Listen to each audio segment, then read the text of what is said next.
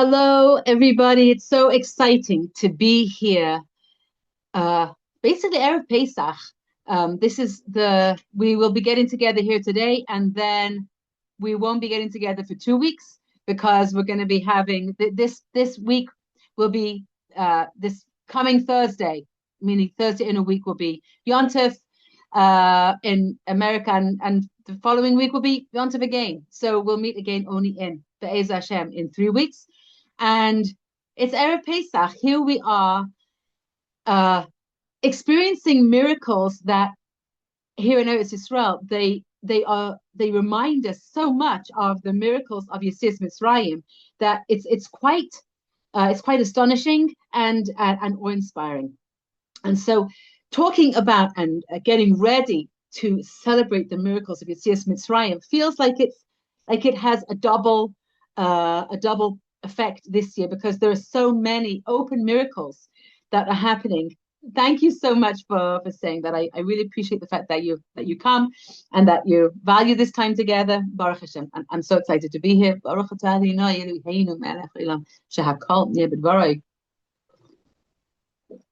and so over the last few days, I've been going through the Haggadah and just noting down new ideas and the ideas that I thought spoke to me, and I thought I would like to share them. And if they speak to you, please let me know if you enjoyed this. And those of you who are working as we learn, or you can be listening to this as a recording Erev Pesach, I'm delighted to be keeping you company in your kitchen or in your home or wherever you are preparing for Yontif. And I hope that these ideas just help you get into the spirit of Pesach with joy and appreciation, and encouraging all of us to really just be so inspired by the incredible Yontif of Pesach. Just want to tie the Yontif into things that we've been talking about over the last few weeks. In our review of Kapitel Kuf, chapter 100 into Tehillim, which is Mizmor Toda, we mentioned that Ba'ola Fanav Birnana, that verse means come before him with a kind of a joy that is the complete joy of being able to express what's in our hearts with our mouths, of there being a union and a unity and an integrity of what we feel in our hearts that we express, a truth where we speak the truth that we feel in our hearts, and that whatever we feel in our hearts, we're able to speak out.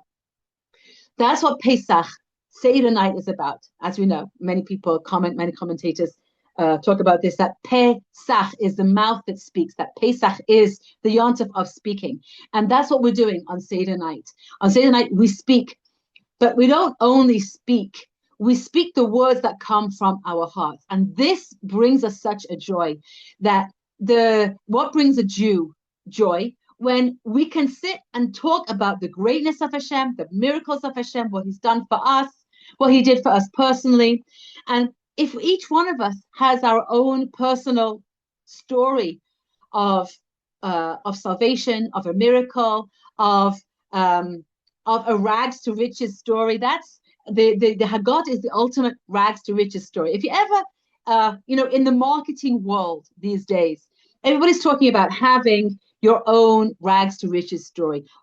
It used to be I gave my first class in a caravan in the middle of nowhere, and now I have this major business,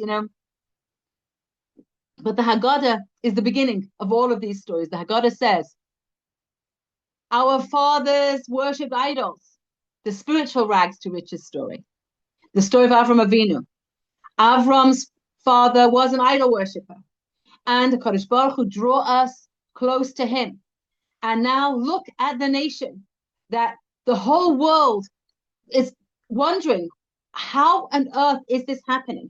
How is it that thousands of bombs could be thrown at a tiny land, and there's almost nobody is hurt? Again, we mourn every tragedy, but the the extent of the miracles just cannot be understood. It's just so enormous, and people just sort of take, well, of course there's miracles here. It's beyond any kind of understanding. The size of the bombs, the amount of the bombs, and nobody is hurt again, and nobody is hurt again, nobody is hurt again, and then in the news again, nobody's hurt and nobody's hurt. It's just incredible miracles. This is our spiritual rags to riches story, and that's what we're celebrating on Seder night.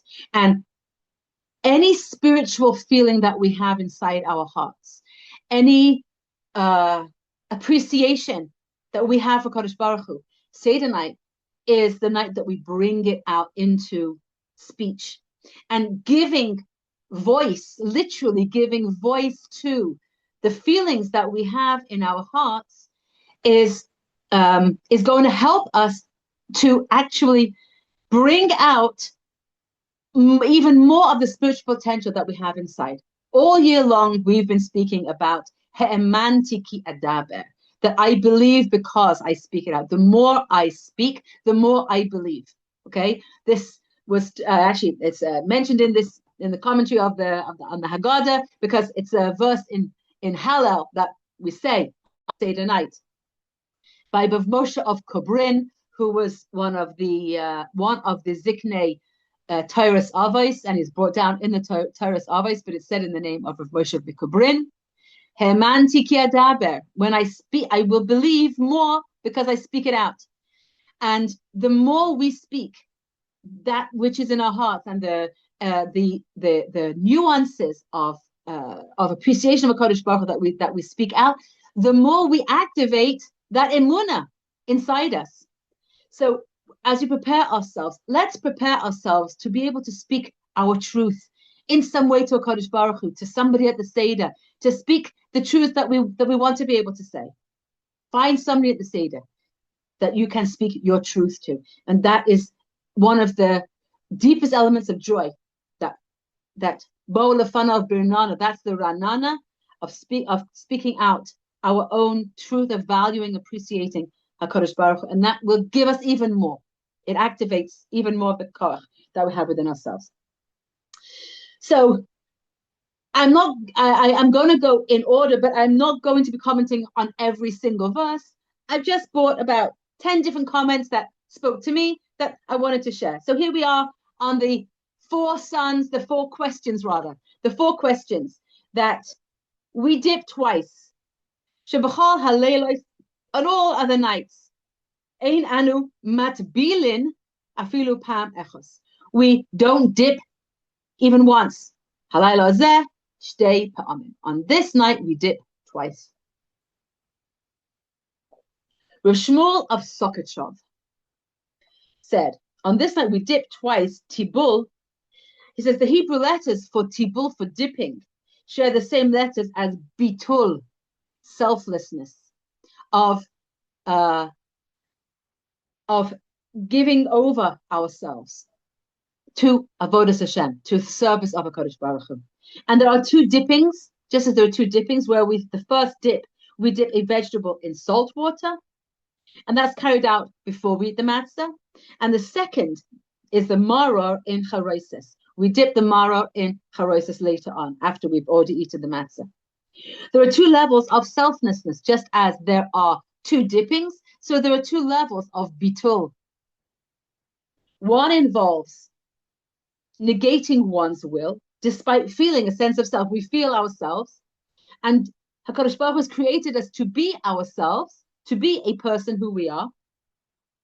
And that when we have this sense of self, we take that sense of self and we choose HaKadosh Baruch Hu's will over our will. That is a sense of bitul, of giving over of ourselves. And then there's another level of selflessness. And this is when a person transcends his feeling of self entirely.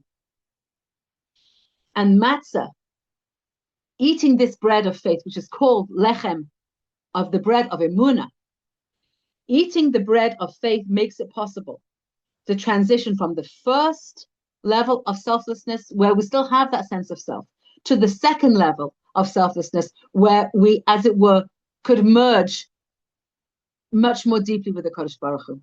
And I heard from Rav Barzovsky, my neighbor Shlita, who was my neighbor for many years, who was the grandson of the previous Slonim Rebbe of the Nesiva Shalom, and he said, one can only experience bittul, nullifying oneself to Kodesh Baruch Hu, to anybody, when we feel loved, by whoever it is. And that's what Emunah is. Emunah is my faith in his love for me. When I believe in a Kodesh Baruch Hu's love for me, then I could nullify myself to Kodesh Baruch Hu. But if I don't feel that love, then I cannot. So we could only experience a sense of nullifying our will to Hashem's will, of choosing Hashem's will over ours, if we believe in his love for us. And that's part of the work of Seder night. That's what Emunah is believing in Kodesh Baruch Hu's love for us. And then we can allow ourselves to trust his process for us in our lives, which otherwise could sometimes be a really hard thing to do. Okay. You can always put questions in the chat, and I will respond to the questions at the end, Be'ezras Hashem. Okay. Let's see. So the question is asked, Yachal Mirosh Chodesh. We say in the Haggadah. It could be that the mitzvah to tell Yetzias Mitzrayim, to tell about the miracles that took place when we came out of Egypt, that the mitzvah begins on Rosh Chodesh Nisan, at the beginning of Nisan, that was a week and a half ago. Maybe we should have begun then, and the Gemara brings the option, maybe that was the mitzvah. And it's a good question. So Rav Avram of Slonim said that everything important needs preparation. And so we find that it was on the 1st of Nisan that Moshe Rabbeinu told the people to begin to prepare for the Pesach sacrifice. And thus, even though the actual mitzvah cannot be done until Seder night, we definitely begin by preparing on Rosh Chodesh. And many of us have been preparing for a lot longer than Rosh Chodesh. The Haggada's question can also be explained in two other ways. That there are two aspects of our emunah in HaKadosh Baruch Hu. Number one, we have emunah that he created the world. That's called emunah in Maaseh Bereshis. Emunah that HaKadosh Baruch Hu created the world. And the second aspect of our faith is the emunah, the faith that he controls everything and is active in history, and he didn't just leave the world at the creation and let it go by itself, but he's actively involved in guiding creation and controlling everything that occurs. The functioning of the natural order, meaning the way that the Kadosh Baruch Hu has constructed the universe in such a way that the tiniest cells merge and multiply, and that the DNA inside every single cell has within it the programming to show exactly what each cell is going to be. So there's clearly design inside creation, and the mastery of all of the cosmos, that all of the stars and all of their pathways, there's no collisions between between all of the planets. All of this shows this was created by somebody. So when we look at the natural order, when we look at what goes on and how creation was created, this enhances and this brings about a deeper aspect of our belief in the first aspect, that Hashem created the world. And the miracles that Hashem does for the Jewish people lead to the second area of belief, the belief that HaKadosh Baruch Hu is involved in creation. And we see this all around us every moment, those that are living in Eretz Yisrael right now. And those are following clearly what's going on, where we hear a siren, and then we hear we hear a massive boom, and then we get the message again. The Baruch Hashem, it was shot down in empty space, or pieces fell into a shul, no one was hurt. There was massive destruction, no one was hurt. And we hear this over and over and over and over again. Okay, this leads to the second awareness that HaKadosh Baruch Hu is running the world. HaKadosh Baruch Hu is involved in the world. These kinds of open miracles cannot happen without a God who is running every single piece of creation, down to the smallest degree. I saw a film the other day of I think it was in the Tel Aviv area, where a man got out of his car, went into a supermarket. There were two cars parked next to each other outside a supermarket in Tel Aviv. 7 minutes after the alarm, meaning we're supposed to wait. They say some people do go out after 7 minutes after the siren has rung. Some people don't go into a safe room or whatever. Everybody, the official guidelines are you go into your safe space, stay there for at least 7 minutes. This particular film showed that at 7 minutes, person came out, went into their car, and drive away. About 3 seconds later, an enormous piece of a bomb that had been blown apart up high fell down on the car that was next to that car. And if somebody would have been in Rahman Islam, they wouldn't have been alive anymore. But we see how it just fell down, bounced off after smashing the car completely, and how the person that drove away was saved, the person who was in that car and didn't come out was saved. And this is happening, but this is happening on a national level over here. Everywhere this is happening, where people are being missed, Baruch Hashem, and saved and protected. There is somebody watching, there is somebody controlling all of this. And so the Haggadah teaches us that the goal of the story of Pesach is arousing our faith in Hashem. That's the goal. And so reciting some of the miracles of what's happening now is absolutely appropriate on Seder night. If the service would begin on the first of the month, meaning when Rosh Chodesh is aligned with the moon, that is a faith in HaKadosh Baruch Hu's creation of the world. Or should it begin on Seder night, which reflects when HaKadosh Baruch Hu took us out of Mitzrayim? That's the question. Is the faith of Seder night faith in the creation, which means it would start on Rosh Chodesh, or on Seder night, which is the second kind of faith in Hashem's miracles?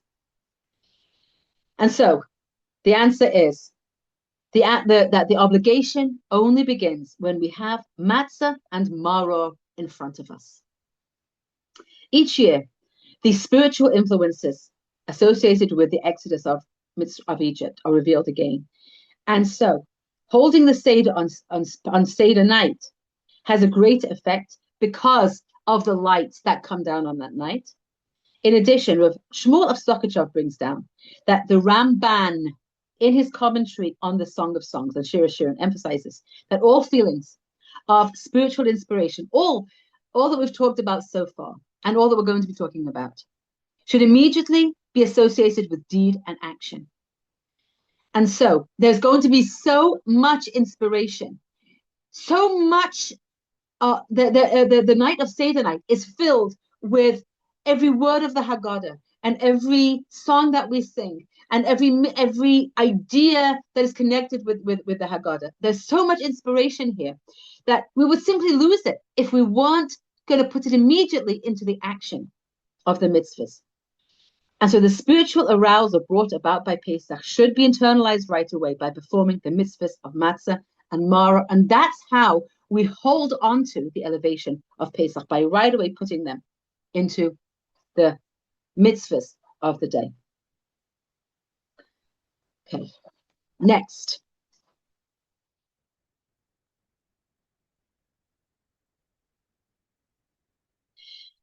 On the words, I just thought this was very, I personally found this inspiring.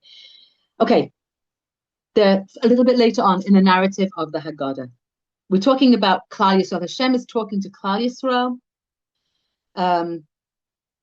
as it says in Shmos chapter 1, verse 7. Gadol Atzum. It says that Klal Yisrael they became great and mighty.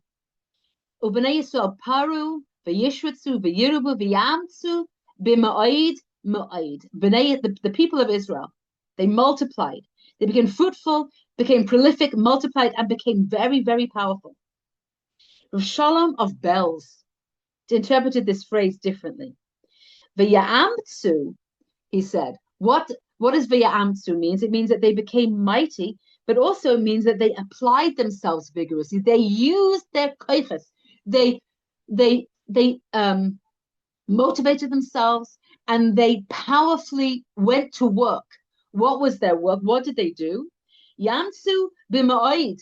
They went to work with the mitzvah of ma'id. What's the mitzvah of ma'id?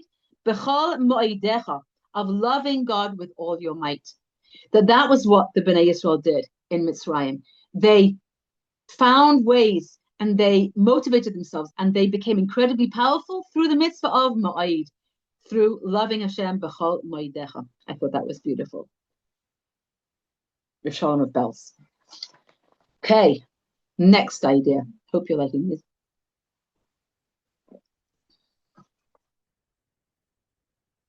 Okay, Rav Yehuda Aryeh Leib of Gur develops the idea that there are 10 plagues and there are 10 statements, and that the 10 statements of creation are related to the 10 plagues and also related to the Seres Dibur. So there are three layers of 10. As we know, at the end of the Haggadah, we sing, who knows one, who knows two. We're very aware of numbers. And the number 10 features here. We have 10 plagues. We had 10 statements in the creation. And we had 10 commandments that were given on Har Sinai. And there's a progression here. So, Hashem created the world with 10 statements, and the Egyptians denied that creative power. And so they were punished with 10 plagues. In addition, the 10 statements of creation brought the world into being in a manner in which Hashem was hidden. So the first 10 statements of creation that Hashem said, let there be light, let there be a firmament, all of these statements of creation were 10, and they created the world in such a way that Hashem was hidden within creation. So the 10 statements of creation brought about a hiddenness of Hashem in creation. The 10 plagues then broke through the veils of this concealment and allowed for the revelation of HaKadosh Baruch Hu, meaning the plagues spotlighted, there is a creator in this world. It broke through the hiddenness that had been until that time, and that allowed then the continuation of that revelation, which was the 10 commandments that were going to be given at Har Sinai to our people. So these 10 were a progression. Each of those 10s were related. Okay. Here's another beautiful phrase. Okay. So a bit later in the Haggadah, we read the phrase, Baruch Hu al bote. One second. Let's just Pesach. Why do we bring the Pesach offering that our ancestors would bring at the time of the Beis Hamikdash? Why? Why do we bring it? Why is it called the Pesach? Al Shum, because Shepasach HaKadosh Baruch Hu, because HaKadosh Baruch Hu, the Holy One, blessed be He, jumped over the Bate Avosseinu b'Mitzrayim. He jumped over the houses of our fathers in Mitzrayim, and when he killed the firstborn, he jumped over the Israelites' homes and only killed the firstborns of the Egyptians. So, with Yehuda Aryeh Leib of Gur said, one second.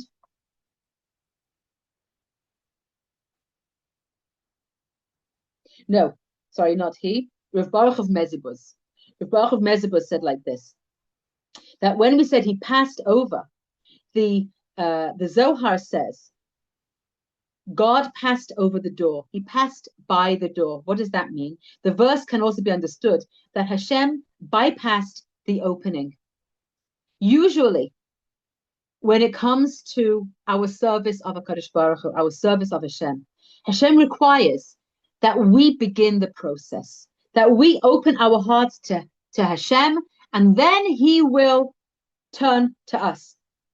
And so our sages quote Hashem as saying, Psachli, open up for me, an opening the size of a needlepoint, and then I will open up for you a door as wide as the temple's openings. But The severity of the Egyptian exile made any kind of arousal of spiritual feeling impossible for the Israelites in the situation that they were in. And nevertheless, out of his great love for the Jews, God bypassed his usual requirement for an opening, and he redeemed them without their participation, without their original opening.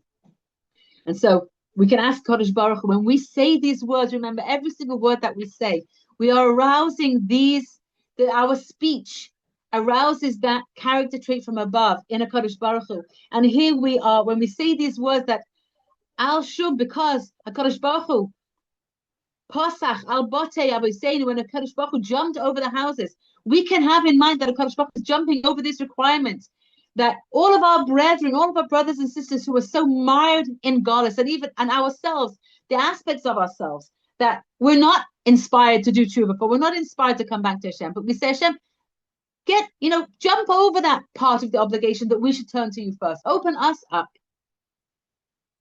And Hashem will open up the doors for us. Next. Okay, beautiful. It says later, further on in the Haggadah, Lefichach, therefore, we are obligated to thank, praise, loud, glorify, exalt, adore, bless, elevate, and acclaim the one who did all these miracles for our fathers and for us. So we might think that we're just talking about phrases, about, words that don't really mean a lot. It's just the poetic license of so many words of HaKadosh Baruch Hu's praise. But nothing could be further from the truth. Rav Menachem Mendel Schneerson, the Lubavitcher Rebbe, Zatzal, said, we are obligated to thank and praise. What does this mean?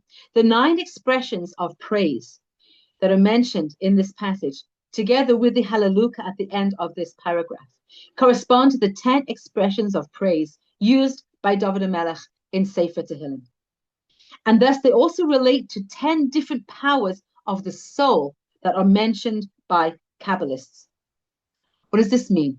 Is that when we speak out these words, Chayavim anachnu, we are obligated, lahaydais, lahaler, leshabeach, lefoer, leroimeim, lahader, levarech, la'al, lekales. Hallelujah. When we say these 10 expressions of praise of HaKadosh Baruch Hu, we are actually describing 10 different qualities of our Jewish soul. We may not be so spiritually aware, I certainly am not spiritually aware enough to be conscious of 10 different ways that my soul can praise HaKadosh Baruch Hu. But when I say these words of the Haggadah, I'm actually giving life to each of these different parts of my soul. I'm giving expression to them. I'm activating them. And knowing this, we can consciously understand that our soul is expanding. Our capacity to praise HaKadosh Baruch Hu is expanding. Our capacity to sense the nuances of the differences. I don't know the difference between a shevach and a roimei. I don't know the difference between la'ale or la'kales. I wish I did, but I don't. But when I say these phrases, I'm actually giving my soul an extra boost of spirituality, that it will become more spiritually sensitive. Every word that we say in the Haggadah is not just a word. That every single word is affecting us and is elevating us and is bringing to life and bringing into active potential, into not from potential into action, the elements of our soul. It is the most spiritually powerful night of the year. And every single word of the Haggadah is doing something to us and bringing to life different spiritual forces within us. Okay. Eating the maror. Maror is numerically equivalent to the word maves, death. The bitter herbs, the maror and maves have the same numerical value. But it also equals the word tamu, which can mean reaching perfection. So the maror represents a confrontation with the forces of evil. The maror is the bitter experience of listening to the sirens and hoping that they're never going to land by anybody, not hurt anybody, not hurt anybody in Klal Yisrael. It means the bitter experiences that we have in this galus throughout the generations, when in every generation they rise up, and the bitterness of the galus in Mitzrayim, and all of the sufferings that all of the every single person, men, women, and children had in Klal Yisrael. It even represents the confrontation with the forces of death and disaster that the Goyim want to bring upon us. However, through this confrontation, Yav Yaakov Yecheskel of Papa said, we can reach our perfection. Meaning, only through this struggle, only through struggling with the forces of evil and coming out the other side, can we reach perfection. There's a reason for the dollars. There's a reason for our suffering. And when we eat the maror, when we eat the bitterness, and we're not yoked to the mitzvah, we don't fulfill the mitzvah unless we taste the maror. We have to eat it and taste it. According to halacha, a person who swallows the maror without tasting it doesn't fulfill the obligation. Through doing that, through tasting the bitterness, we remind ourselves that through that confrontation, we are going to become better people. Be'ezah Hashem. And there's a parallel to this concept in our spiritual service. The Magid Mimezrich taught, and Rosh Zalman of Liadi gave over, that the maror should be eaten slowly. The bitter herb should be eaten slowly, because in order to make ourselves better, we must take the time and meditate on our limitations, on where we fell. Of course, we have to meditate on our good points. We have to encourage ourselves as well. But we need to know where we messed up in order to be able to move forward. And Rav Yehuda Aryeh Leib of Gur said, the fulfillment of the mitzvah of eating maror at the Seder endows each Jew with the potential to transform bitterness into sweetness. When we eat the maror, we are, when we eat our own maror, we are transforming our own bitterness into sweetness. These are not just old customs, that we do. These are living transformation that we bring into our lives. Eat the maror, taste the bitterness, because that's how we bring sweetness into our lives. Okay. Amazing idea here. Okay. We say on the night of the Haggadah reading, we say some of the verses that are said at a bris milah. The verse says, one second. Baruch haba b'shem Hashem, v'reich nuchem mibeis Hashem. We say, Kel Hashem v'yo'er lanu. Blessed be those who come in Hashem's name. Almighty is God; He gives us light. These verses are intrinsically related to the Pesach miracle. How so? How are they related? It's in the beginning. Baruch haba b'shem Hashem. We say this when the Rachanimol, when the baby is coming to get his bris, we say Baruch haba. Blessed is the child who comes. So what's the connection between the bris and Seder night?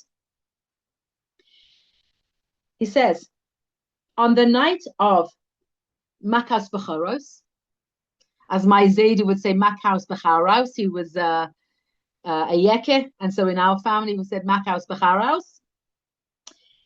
On the night of the plague of the firstborn, the Jews circumcised themselves. But a question arises about why were they allowed to circumcise themselves at night? Because according to Torah law, a bris must be during the day. You never hear about a bris taking place after Shkia. A bris must take place during the day. Why were they allowed to circumcise themselves at night? Because Keil Hashem v'ya'er lanu, because Hashem gives us light. On the night of the Makas Becharos, there was a brilliant light as powerful as the summer sun. Hence, they were allowed to circumcise themselves. That's brought down by Rav Yisachar Dov of Bells. The incredible light. Can you imagine? It's just another part of what we can imagine about what happens Seder night. It was a day. It was a night that was lit up like the day. That was the intensity of the light that HaKadosh Baruch Hu gave for Klal Yisrael. A night that was lit up like the day. Okay, just a couple more notes. Don't want to keep everybody longer, but I do want to just inspire us all with these amazing ideas. Okay, the king, Hamelech Yoshev al Kisei Rachamim. This is part of Nishmas that we say on Shabbos and Yom Tov, but we also say on Seder night. One second. Okay, in this part it says, one second.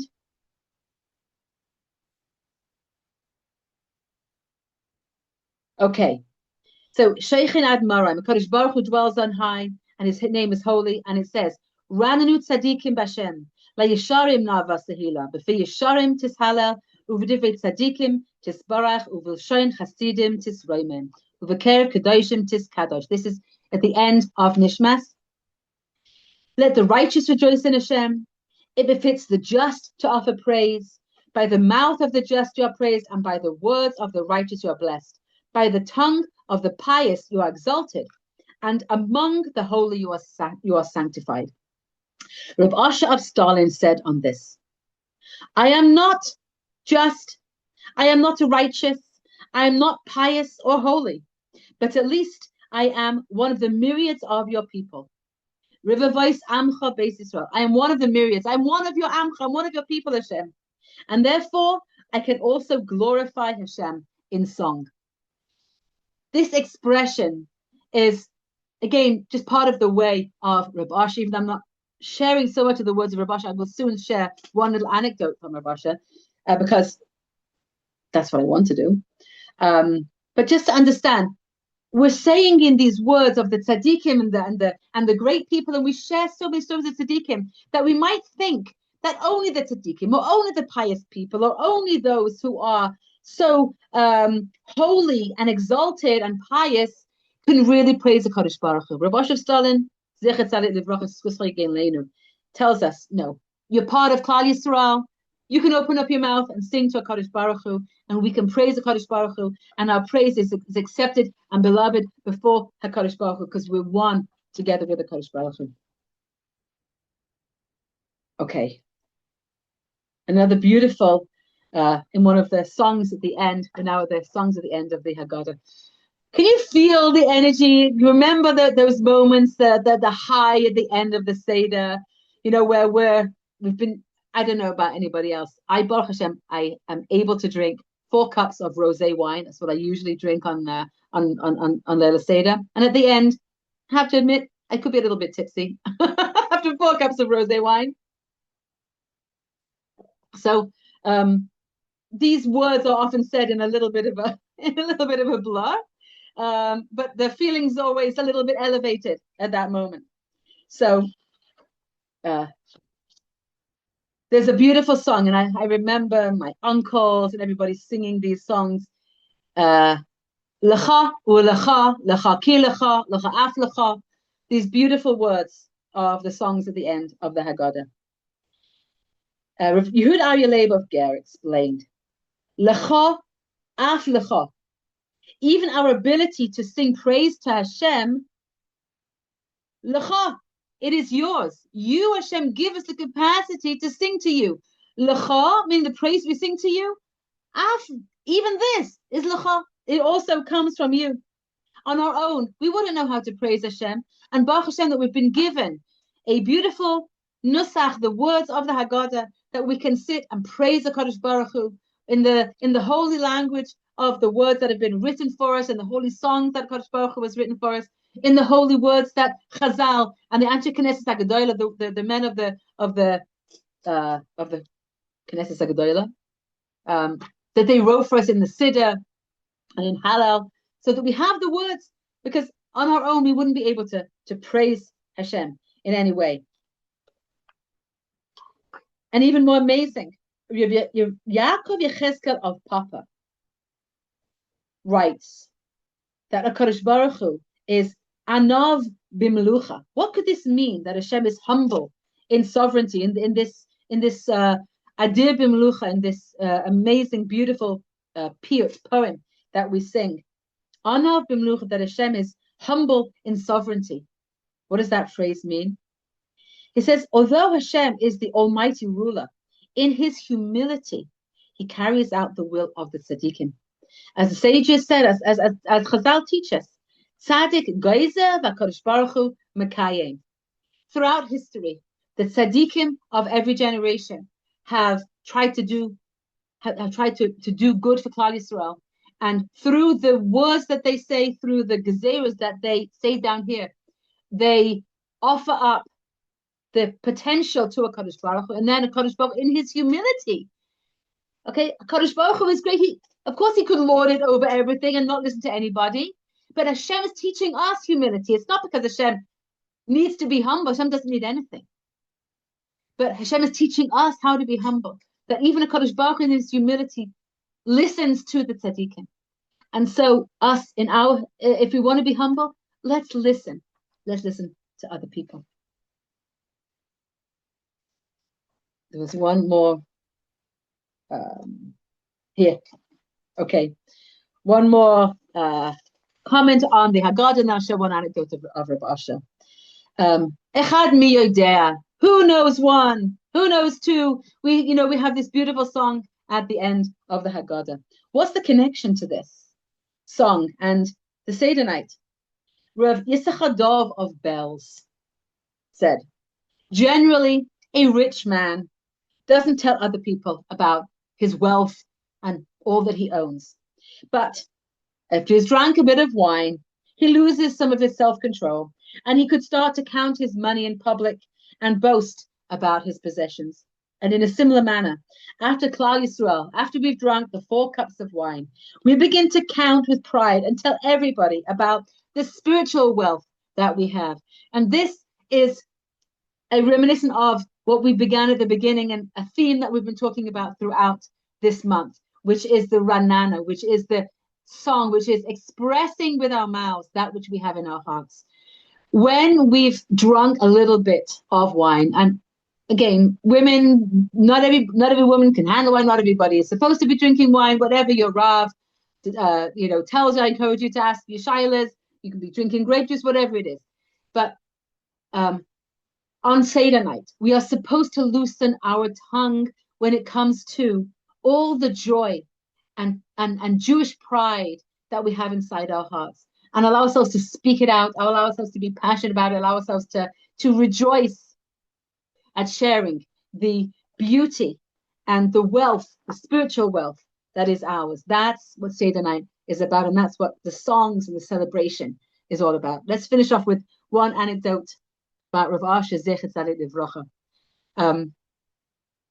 When he was already elderly, one of his grandchildren was in charge of arranging the household and being Rav Asher's right-hand man in the run-up to Pesach. And on that particular Pesach, Rav Asher had announced that nobody apart from family would be present at the Seder night.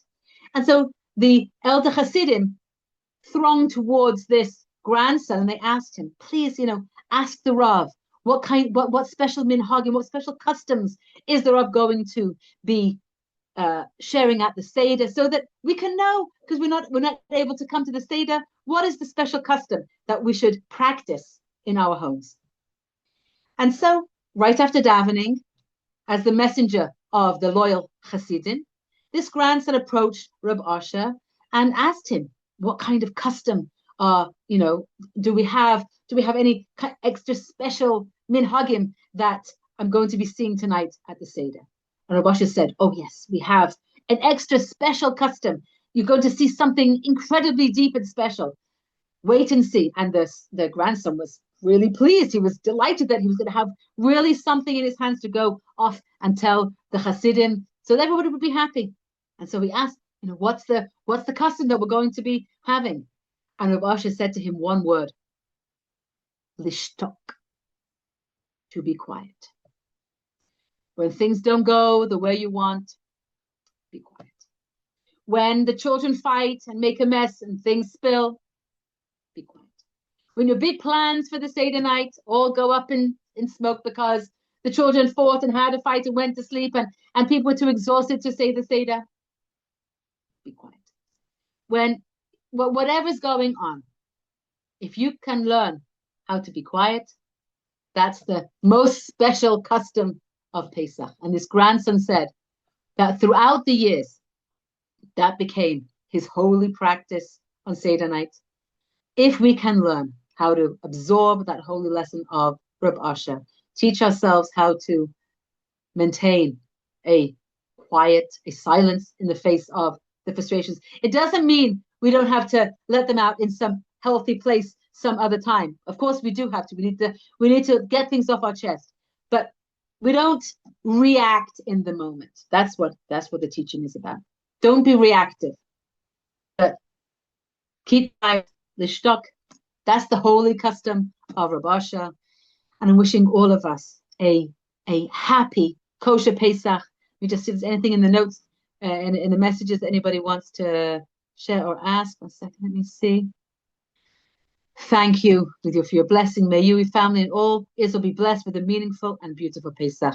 Amen to that. Wishing everybody here and everybody listening to the recording a beautiful, holy, kosher, and happy Pesach, and truly simcha in our hearts. And may we be zoicha to really experience that we're able to do it with our hearts and our mouths together, experience the joy of the oneness of being able to express the joy and the praise that we have in our hearts, and bring that then into the new year. Because Reb Asher, the base Aaron of Stalin, I think it was Reb Aaron Gadol, said that he likes Eretz Yisrael because the people are always saying Hakol Beseder, everything is okay. But what he interpreted this to mean is that everything depends on the Seder. That the way that we bring ourselves into the Seder night, the way that we show up for ourselves at the Seder night, that is going to be precedent. It's going to bring out all of what we can have all during the year. And so my final request of everybody is, please take care of yourselves. Go into Seder night with the way that you would prepare yourselves for your child's wedding, so that you are ready to celebrate the night with all of your strength. Get a good night's sleep the night before. Do not be working until the end. Don't leave almost anything until the last day, because there's always going to be things that come up. Take care of yourselves, enjoy, and have a beautiful Yom Tov. Thank you for being here, and we'll meet again, Be'ez Hashem, 3 weeks. Bye for now.